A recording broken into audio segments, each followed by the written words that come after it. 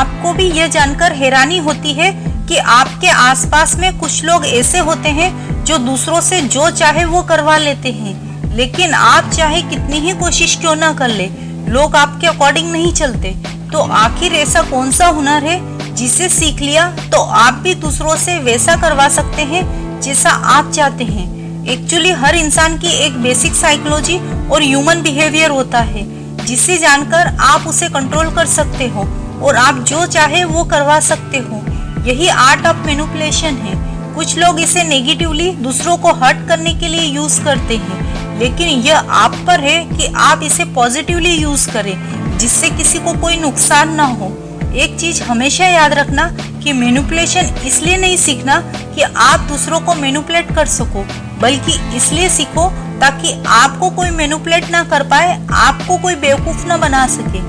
Manipulation की help से आप एक सीधे साधे इंसान से एक स्मार्ट और समझदार इंसान बन जाएंगे और इसके लिए आपको इन 4 ट्रिक्स का यूज करना है। So let's start. Number 1, character types to look out for. आज के इस जमाने में आपको ऐसे बहुत सारे लोग मिल जाएंगे जो बहुत ही चंड चालाक है और वे सीधे साधे लोगों को यूज करके अपना उल्लू सीधा करते हैं और उनका फायदा उठाते हैं।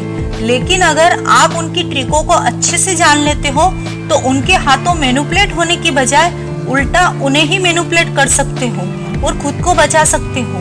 इसलिए उन लोगों पर ध्यान दो जो बातों को बहुत ज्यादा एक्सप्लेन करते हैं और बार बार एक ही बात बोलकर आपका भरोसा जीतने की कोशिश करते हैं। वो एक ही चीज के बारे में बार बार बात करेंगे। ऐसे लोग अक्सर झूठे ही होते हैं। वो अक्सर बहुत सारी डिटेल देंगे ताकि आप उनकी बातों पर विश्वास करो।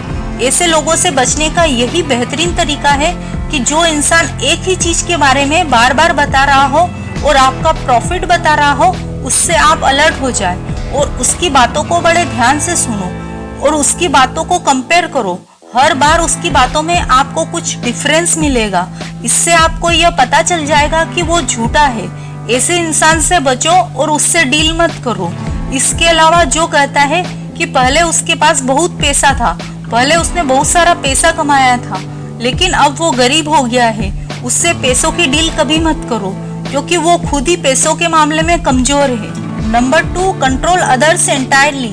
दोस्तों, यदि आप यह सोचते हो कि आप सामने वाले के साथ अच्छा बिहेव करोगे, हमेशा उसके साथ प्यार से रहोगे, तो वो आपकी बातें मानने लगेगा, तो आप गलत सोच रहे हो। यह बात अपने दिमाग में बैठा लो कि ह्यूमन साइकोलॉजी के अकॉर्डिंग एक इंसान को हमेशा वही चाहिए होता है जो उसके पास नहीं होता।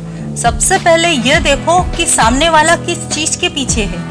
उसे आपके टाइम, मनी, रेस्पेक्ट और लव में से किस चीज की ज्यादा जरूरत है और वह उसे पाना चाहता है।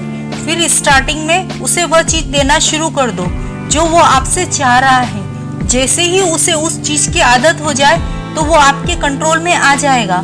जब भी आपको यह एहसास हो कि वो आपको बहुत हल्के में ले रहा है और आपकी बात नहीं मान रहा, तो उसे वह चीज मत दो जिसकी वजह से वो आपके साथ है। तो वो परेशान हो जाएगा और वो उस चीज को पाने के लिए आपके कंट्रोल में आने लगेगा।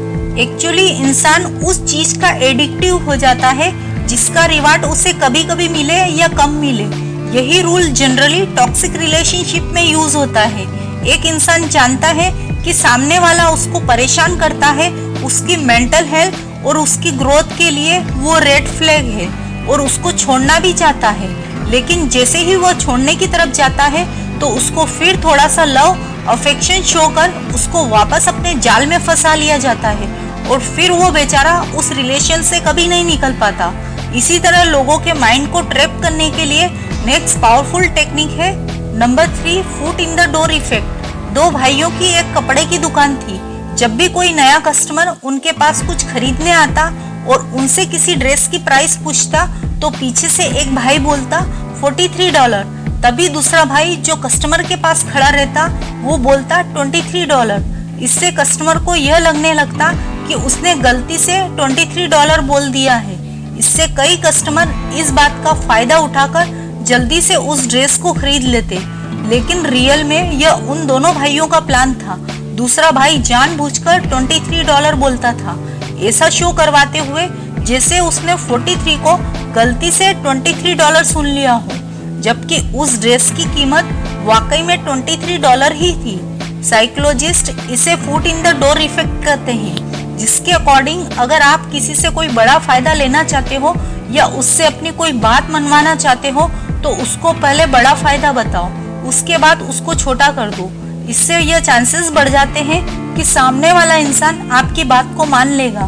फॉर एग्जाम्पल, मान लो कि आपको 5,000 रुपए की जरूरत है और आप अपने फ्रेंड के पास जाते हो। उसे अगर आप यह बोलोगे कि मुझे 5,000 रुपए की जरूरत है तो हो सकता है कि वो पैसे ना दे, लेकिन अगर आप पहले यह बोलो कि मुझे 50,000 रुपए की जरूरत है, जब वह पैसे के लिए मना कर दे तो आप यह कह दो कि चलो मुझे 5,000 ही दे दो।